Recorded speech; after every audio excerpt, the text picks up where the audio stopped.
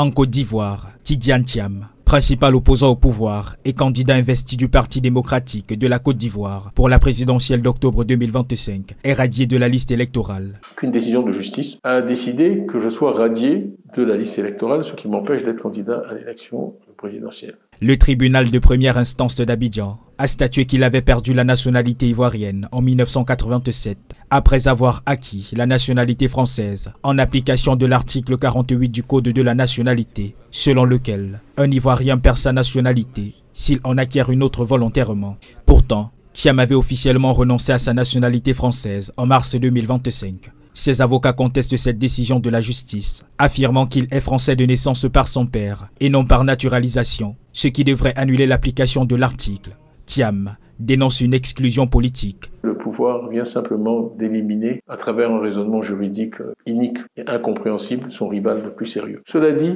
je n'accepterai pas cette radiation, parce qu'elle est injuste, injustifiée. Comme lui, d'autres figures de l'opposition, dont Laurent Gbagbo, Charles Blé Goudé, Guillaume Soro, sont aussi écartés, soulevant des doutes sur la transparence du scrutin.